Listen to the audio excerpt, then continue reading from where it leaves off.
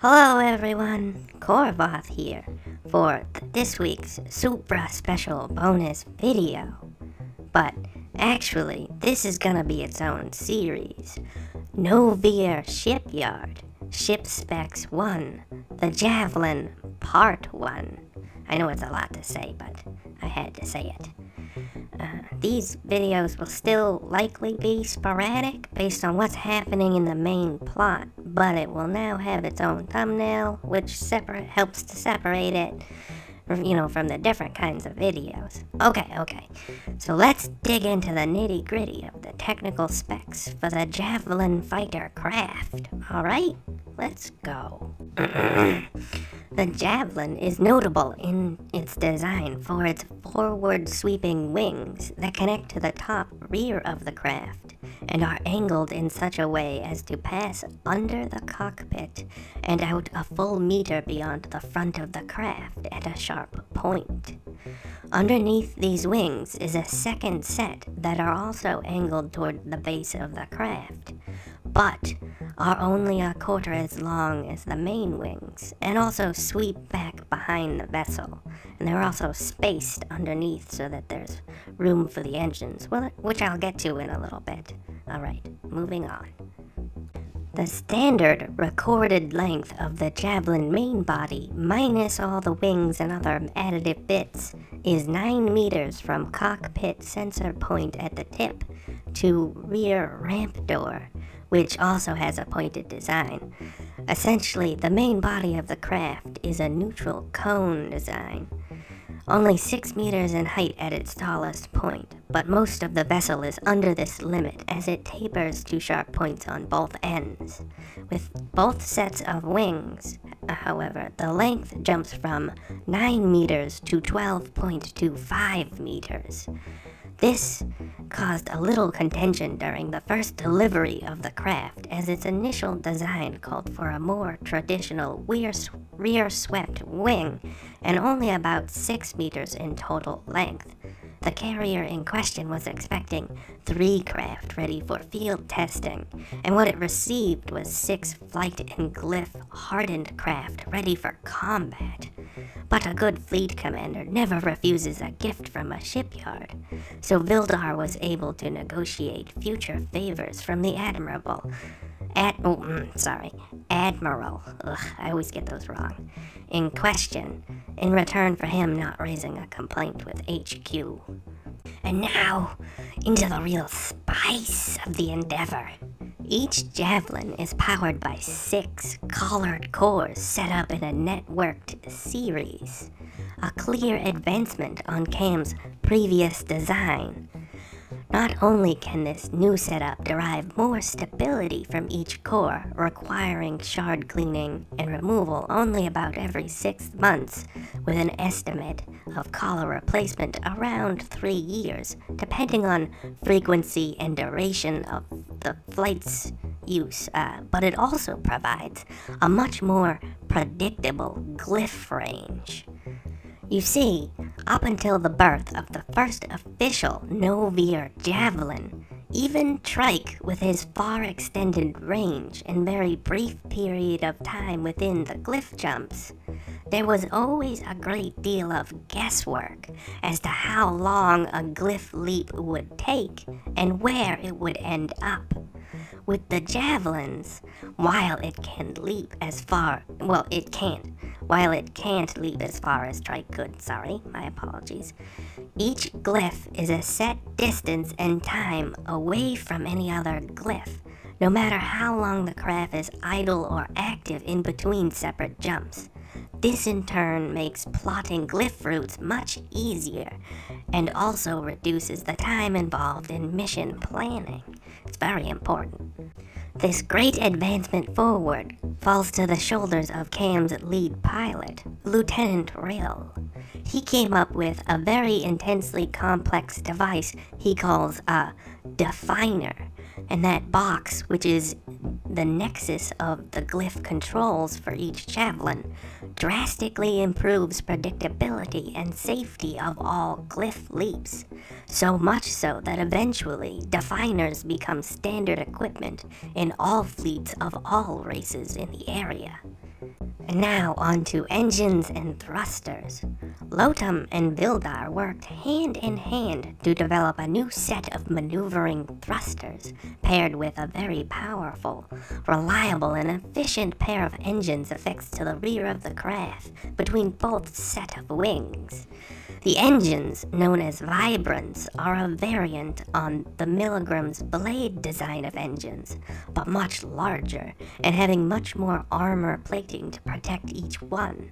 The positioning is also altered. The wings themselves, being armored, act as a secondary defense to the Vibrants from top and bottom. But while the engine is fully protected from the top, the bottoms of the Vibrant's innermost edge is exposed from beneath. As well as that, on this strip of exposure lie 3 ports to each engine that can be opened or closed.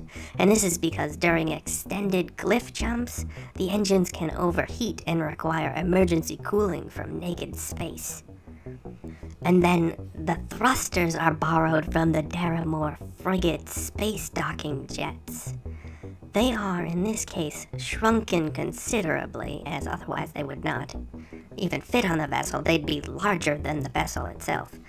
And even in such a state, most engineers would never consider installing such massively powerful devices on a vessel as small as this. But Cam, in his infinite creativity, discovered a method for securing each of them, while also ensuring none of the thrusters would shear off under the force of their own power. And no one is quite sure how he managed it. That's a trade secret he keeps to himself.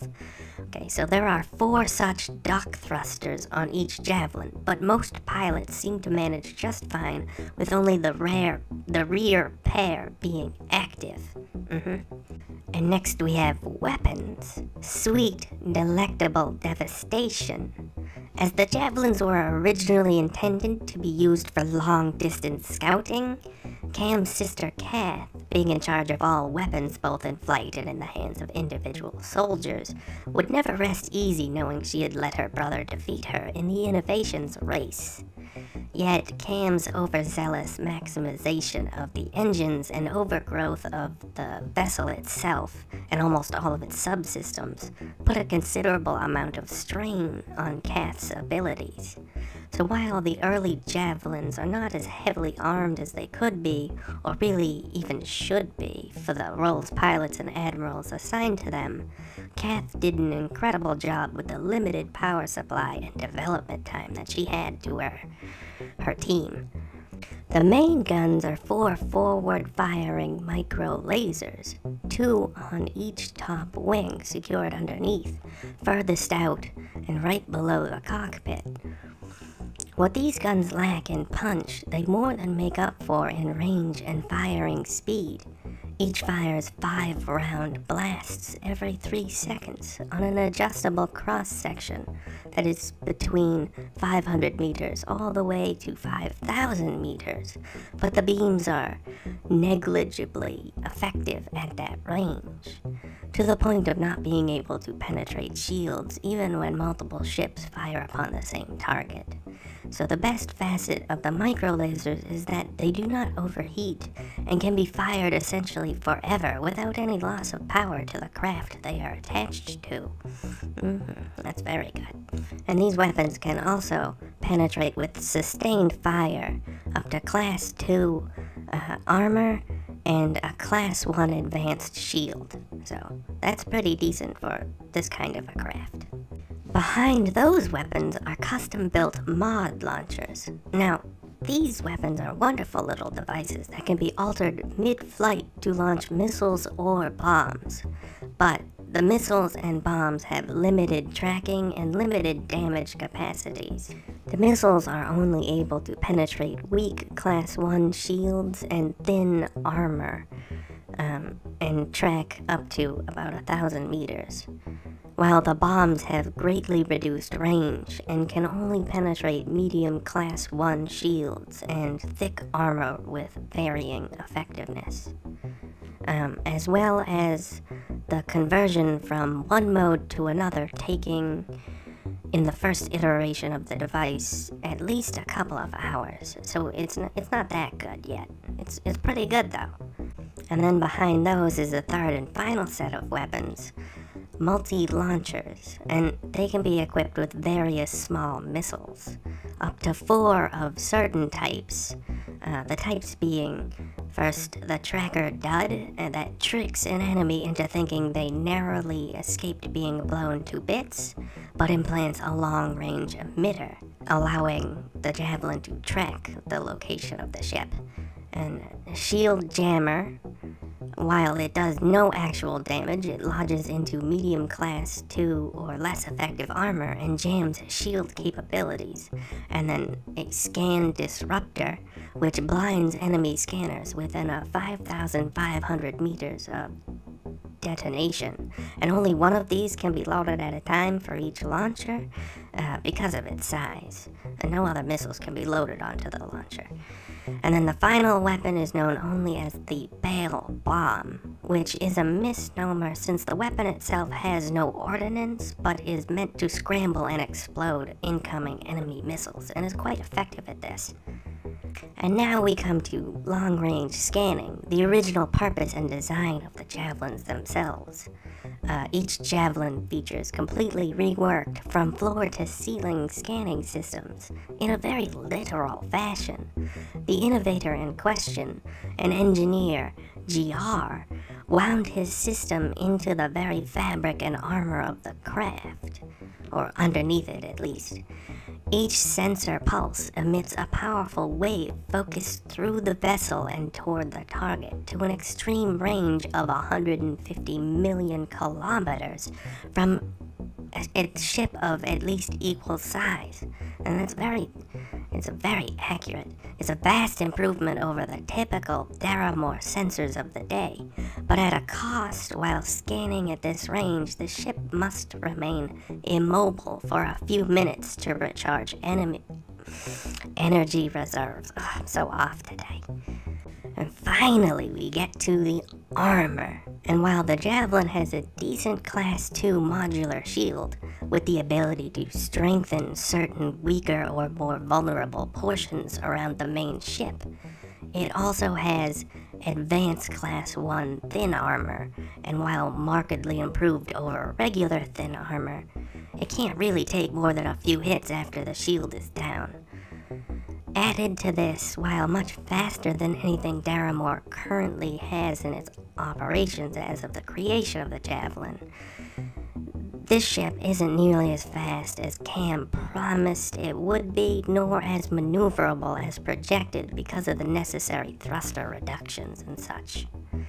So, despite the initial intent of the Javelin becoming a replacement dedicated long-distance fighter, it actually shifted into a support wing, meant to control and contain large swaths of enemy fighters with minimal expenditures or losses, and when used in conjunction with multiple classic Kozor fighter interceptor wings, the combination is incredibly deadly and efficient, often taking on much larger gunships and holding their own quite well.